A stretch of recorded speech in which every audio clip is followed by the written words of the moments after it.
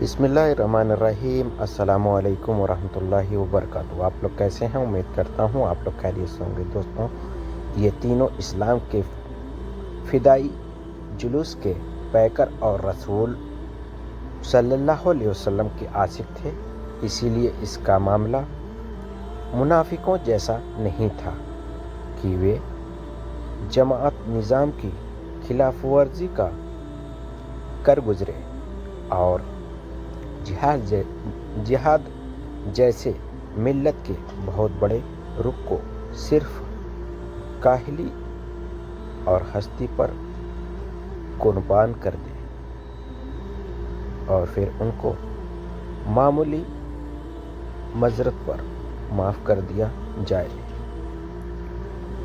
اسی لیے ضرورت تھی کہ اس معاملے میں ایسا فیصلہ دیا جائے کہ آگے کسی مخلص مسلمانوں کو ایسی نظام کی خلاف ورزی کی ضرورت نہ ہو سکے۔ چنانچہ نبی اکرم صلی اللہ علیہ وسلم نے فرمایا، تم نے سچ سچ بات کہہ دی، اب جاؤ اور خدا کے فیصلے کا انتظار کرو۔ تینوں اس حکم کے بعد واپس آ گئے اور نبی اکرم صلی اللہ علیہ وسلم نے تمام صحابہ کو حکم فرما دیا، ان تینوں سے کلام سلام سب ترک کر دیا جائے۔ چنانچہ تمام مسلمانوں نے ان کا سوشل بائیکاٹ کر دیا۔ حضرت کعب رضی اللہ تعالیٰ عنہ فرماتے ہیں کہ اس واقعے نے ہم تینوں پر جو کچھ اثر کیا اس کا اندازہ دوسرا کوئی نہیں کر سکتا۔ میرے دونوں ساتھیوں پر اس درجہ اثر پڑا کہ انہوں نے باہر نکلنا ہی چھوڑ دیا، مگر میں سخت جان تا برابر نمازوں کے وقت میں مسجد نبوی میں حاضر ہوتا رہا۔ جب میں مسجد میں حاضر ہوتا تو نبی اکرم صلی اللہ علیہ وسلم کو سلام کرتا اور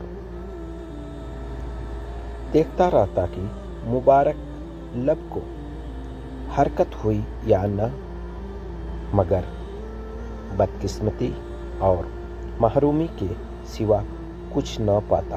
البتہ یہ محسوس کرتا کہ جب میں نماز میں مشغول ہوتا تو آپ میری جانب دیکھتے رہتے اور جب میں فارغ ہو کر آپ کی جانب متوجہ ہوتا تو میری طرف سے مبارک رخ پھیر لیتے۔ لیکن پورے واقعے میں مسلمانوں کی اسلامی دوستی اور اللہ کے رسول صلی اللہ علیہ وسلم پر زبردست جماؤ کا یہ حال تھا کہ جب میں نے لوگوں کو اس سختی سے اکتا گیا تو ایک دن آپ نے سب سے محبوب، عظیم اور چچیرے، اس سے پہلے مجھ پر جان چھڑکتا اور میرا عاشق و جانثار تھا، میں نے اس کو سلام کیا مگر خدا کی قسم اس کو کوئی جواب نہ دیا۔ اس حالات کو دیکھ کر تڑپ گیا اور اب اکتاتا سے کہا، میں خدا کی قسم دیکھ کر تجھ سے معلوم کرتا ہوں، کیا مجھ سے معلوم نہیں کہ میں اللہ اور اس کے رسول کو دوست رکھتا ہوں اور میں اللہ کے رسول صلی اللہ علیہ وسلم کا عاشق ہوں؟ پھر بھی خاموش رہا اور کوئی جواب نہیں دیا۔ میں نے 2 بار پھر اس بات کو دہرایا مگر اس نے چپی ساد لی اور کوئی جواب نہ دیا۔ آخر جب تیسری بار کہا تو صرف یہ کہہ کر چپ ہو گیا، خدا اور رسول کے خوب جانتا ہے۔ یہ سن کر مجھ سے ضبط نہ ہو سکا اور میری آنکھیں ڈبڈبا آئی۔ اللہ اکبر! یہ انقلاب!